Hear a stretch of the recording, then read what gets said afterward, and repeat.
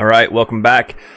I've got a pretty interesting topic, I think, today. It's something that's kind of important or pertinent around here. I want to talk to you a little bit about how to make your match not suck.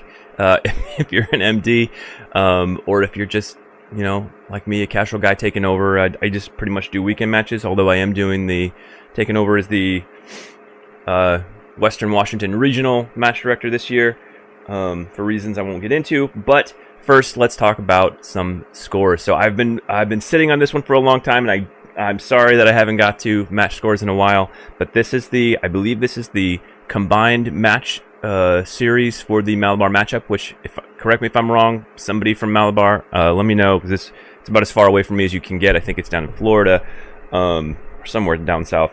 But this is the whole series, all three. So number 3 was done. It happened in May. I know I'm super far behind, but combined and overall was Alex Colon. I think we've seen that name before in this series.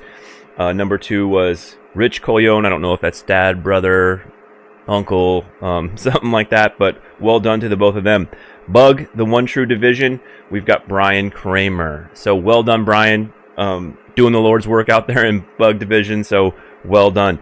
Joe Mitchell, a buddy of mine in Palmanese, coming in 3rd and 4th, also well done, fellas. CCP, Brian Laux, said that name on here before, well done, Brian. I seem to remember that Brian and I, maybe it's Nationals, I think Brian's going to be on our squad at Nationals, I'm not sure. Brian, if you are, we'll see you there.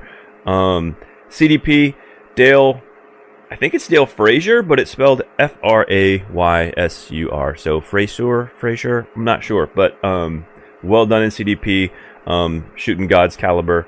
CO, Alex Colon, we've already talked about that. Well done, Alex. ESP, Dwayne Charter, well done, buddy. ESP, super cool division. You get to run your rock your 1911s, 2011s, so coming on top there. 25 total shooters there. Revolver, James Fort, or Fort James, as it looks on here. Well done. And a novice shooter coming on top of that, so well done.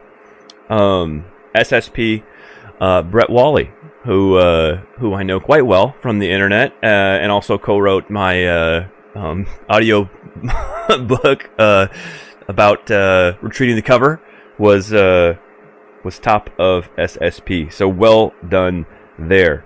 The next match, I gotta pull it up, was the Hoosier Daddy. I got out to Hoosier. God, it's been so long. It's been this is volume 10. So I think that's cool that they do that. It's like, they add a volume every year that they do it. So the stages were super good. When I was there, that was like 21, so that was 4 years ago. God, it seems like forever. But yeah. So Matt Hall coming in top honors. The PCC though, but still Matt. Well done. In parentheses, Lux. So again, I don't know what that. We've seen him on top before. I don't know what that means. Maybe he's got 2 last names, so hyphenated married name. I don't know. CDP, Skip Darden.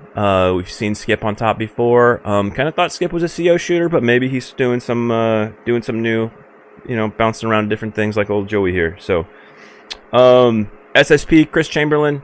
I feel like I've heard that name before, seen it on top of the leaderboard, but not sure. Either way, well done, Chris. Nobody else I know, or at least in the top 7 of SSP. ESP was Chad Elrod. Also heard that name before. Yeah, East Coast man like you. I don't know you guys as well as I do the guys on the West Coast, but I feel like I've heard Chad Elrod. Either way, well done, Chad. Revolver, Randy. Oh boy, Randy. Ciesiolka. I think I got that right. Somebody knows Randy, or if Randy, if you see these, let me know. Ciesiolka. Ciesiolka. It sounds, European to me. So yeah, well done, Randy. CCP, Jacob Wedge. I think Jacob was there the year that I shot Hoosier 2, so it must be a local around there. So well done, Jake, or Jacob, if you go by Jake and you're offended, Jacob, and you're offended by Jake. Gordon Yee coming in top DM in CO. So well done there. Austin Peru, honorable mention in second place by not very much. Either way, by looking at their times, that's a hell of a match shot by both of them. So well done. PCC we already talked about, and Bug, the one true division, Thomas Woolery. So well done there. Looks like some more people I know in Bug. Jason Brown coming in 7th, and Aaron Rags Ragusa coming in 3rd place. So well done, but the top 3 were all super close to one another. Could have been anybody's game at that point. So well done, everyone. That is the end of the scores for this. I was going to say iteration, but I've got work on the brain. I don't need to be talking like that. But anyway, let's take a look at the last few stages here and get into how to make your match not suck.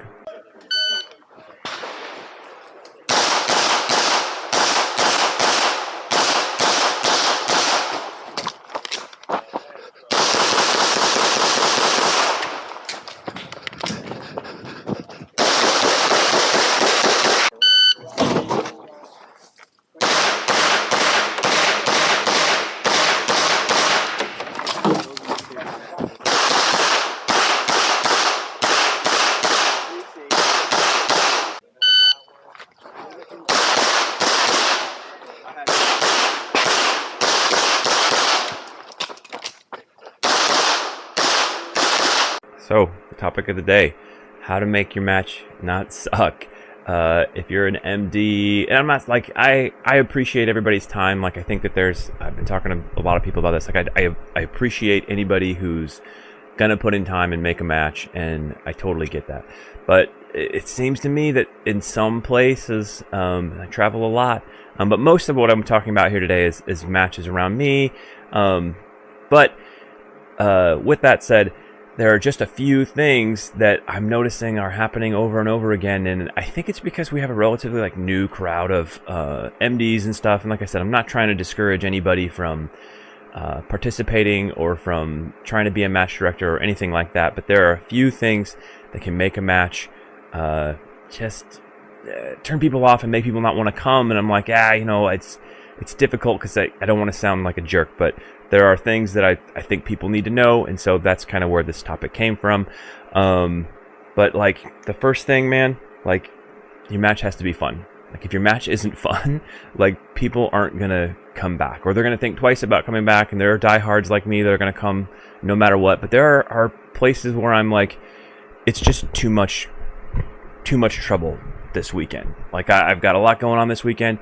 I don't want to go be frustrated by this match, and usually it's not ending in a way that not put on in a way that I'm like, oh, this is by the rules, so I'm just not gonna. And I know that's a nebulous idea, but yeah, I don't want to go shoot an illegal stage. I don't want to shoot a match full of illegal stages. I just want to go, if I want to go to IDPA or USPSA, I want to go to, the thing that we all agree that is. So like I said, the first thing is that the match has to be fun. I mean, imagine if you're the new guy and you're coming in there and you're just getting your balls busted the first time with a bunch of wonky stuff that even the people, because you can look around and see okay, this guy's seasoned, he's here, he knows what's going on, he's running the table, he's whatever. If he's frustrated and you're the new guy, you're kind of like, what's going on here? And that just happened to me recently, where I sent a friend, and he wasn't nothing went wrong, or the people that helped him out were great, but there were a few attitudinal, I don't know if that's a word, issues that with an RO that's come on, man, this has to be fun. You don't have to be a jerk. So anyway, that's the first thing. Your match has to be fun, man. So figure that out. Whatever, and if you're a match director and you're a stage designer, figure out what stages are fun to you and just make stages that are like that. So moving on to the second point, which is now getting into more stage suggestions. Make the stages in such a way that you add complexity, but don't ruin good stages with a bunch of nonsense. So this has happened to me several times where I show up to a match and I just see I'm not walking stages, but I see the match or the stage layout, and I'm like, oh man, that looks like an interesting stage to navigate. I'm looking forward to the way that I'm going to do it. And then I get there and they read the stage description, and it's well, everything from this position needs to be strong hand only, and everything on this side of the range needs to be weak hand only. And I'm like, you had a really fun, awesome stage here if you just let people do it. Like, just let this be a fun stage. And it's like somebody looks at these stages sometimes and goes, oh, well, that's just not enough. That's just not enough. We got to add something. And it's like, it'll be too fast if we just let them do it. And it's like, don't ruin good stages with a bunch of wonky nonsense. I think I know why some people do that. I'll get into that here in a minute, because that's another suggestion. But yeah, don't ruin good stages with a bunch of nonsense. Sure, there's a time and place for one-handed shooting. It should be very limited, in my opinion, because, like, I don't know, the odds of you getting in a gunfight are low. The odds of you getting into a gunfight, getting shot in the arm, and having to use one hand are even lower. So, like, sure, practice it, be proficient with it, but we don't need to have, like, somebody around here once told me that we should have strong hand only in every match, or limited strong hand only, weak hand only in every match. I'm like, get out of here, man. Like, no, like, we came out here to, what's fun with this is not standing and shooting. If I want to stand and shoot, I'll just go to the indoor range or go stand on the outdoor lane range that they have there and stand there. I want to run around. That's the whole point of this. So yeah, sometimes I feel like guys don't get that. Number 2, don't use standard stages as a way to do wonky nonsense. So there's been there's like sort of a loophole in the rule book where you can't, there's certain stages you can do this, or you can do this on scenario stages, but you can't do it on scenario stages, but standard stage you can just do whatever you want to. So I'm seeing a lot of this where they've made a scenario stage. It's not a standard stage. Standard stages should be like some sort of drill or something like that. That's kind of the purpose of them. There is a definition of it that I should have written down here that I didn't. But what I'm seeing is they'll just make a stage and they want you to do something weird.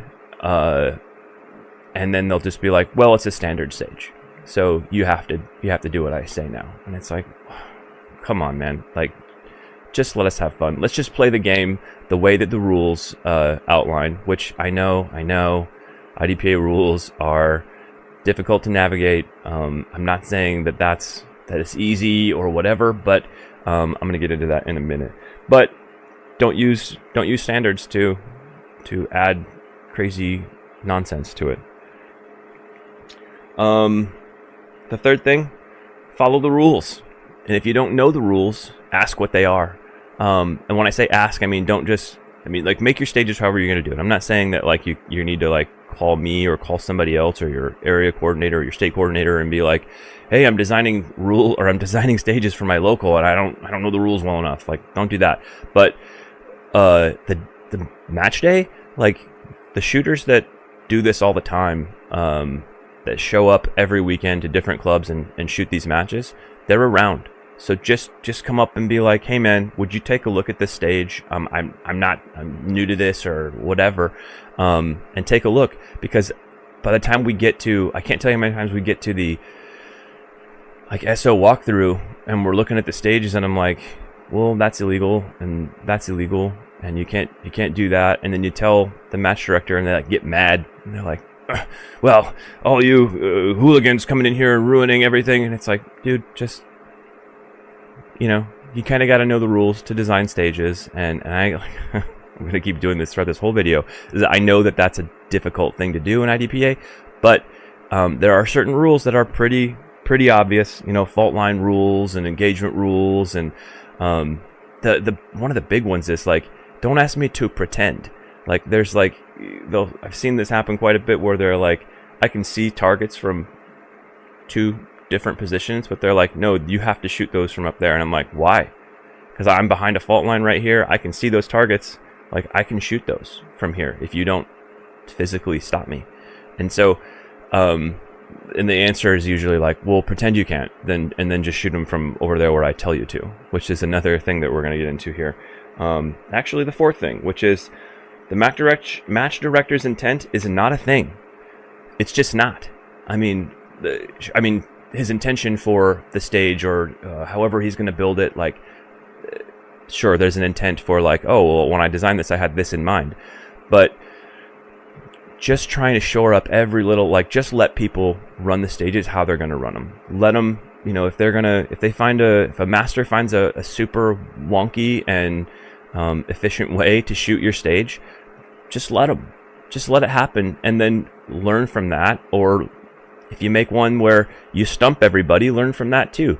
But like this idea that we got to shore up every little way of running a stage, like the best stages that I've ever shot are always ones where it's like there's two options and they're about equivalent, and I'm not real sure which one's going to be better. And so then I'm like looking for somebody who I'm like, okay, this guy's as good as me, like what's he going to do? Like that's super interesting. And if you make a stage where you've shored up all the options and there's only one way to run it, it's boring. And I don't think it's going to do what people think it's going to do. People think like, I think so. I don't think I've ever heard anybody like express this or say it, but there seems to be like this, oh well, I'm gonna make people all do this way, and that's gonna slow the masters down, and then it'll be a real competition because it'll be making the pack, you know, more condensed. But it just never happens that way. The guys that are masters and are fast are gonna be masters and they're gonna be fast, and the guys that are gonna, you know, be marksmen and do a little bit slower or are learning are going to be doing that way. So like if you only make stages with one option, it's just boring, and see rule number one, it's just not fun. So I don't know why we go out of the way to make options not available in IDPA stages, but that's what we do. The last thing, so this is what you should do. As an MD, follow the rules. And make this kind of stages that you like, and then let people shoot how they will. Pay attention to the leans. There's a lot of times where, especially I noticed this as a lefty, where I show up and I'm like, okay, somebody's already staked the fault line, and it's like, what are you doing here? You've obviously looked at this from the perspective of a right-handed person, and a left-handed person like almost can't do it. And I'm like, I'm not complaining because I'm a lefty. Like there are plenty of stages where, you know, it's much more beneficial to be a lefty than it is righty. But like there's guidance from IDPA about how you should set up fault lines. You know, the inside shoulder of the final target is where the fault line should point. And if you've got it, you know, if this is the inside target or shoulder of the last target and you've got a fault line like this, a lefty has to like reach around the wall reach around the wall and to be able to hit it, and like break your wrist and almost shoot one-handed just to do it. And so like it's pretty simple to pay attention to things like that. So the last thing, and I was like debating on whether or not to say this because I don't want to sound like a dickhead, but like if you're not a masterclass shooter, just don't try to. I'm not saying that because I am. I'm just saying that like, because there are guys that are better stage planners than me, guys that come to my stages and see things I didn't see. But just don't try to out stage plan the masterclass or the faster guys in your descriptions and on your stage designs. Just make a stage that's fun and let it be that. So that's it, guys. I know that was a little bit of long-winded saying some things that are pretty similar to one another, but whatever. If you've seen my videos, you know that's kind of what I'm all about. But September, first weekend of September, we've got the Idaho State Championship, which I'm super excited about. It was a great match last year. I'm sure it'll be good this year. I've seen the stages. Match director Jeff Schmidt's really good about putting them out on Facebook. And Nationals, the third weekend in September, like the 16th, 17th, and 18th, I want to say. And then the Western Washington Regional, which is approved for Bug Optics, in October, which I've taken over as the match director. I'm sure you've seen some of that stuff on Facebook and, I don't know, the internet, YouTube, everywhere else. But yeah, guys, that's it. So if you have the time and the means, check out www.dz-214.com, where you can donate to all the vetted veterans charities that we support, and we appreciate your help with that. Yeah, we'll see you on the next one.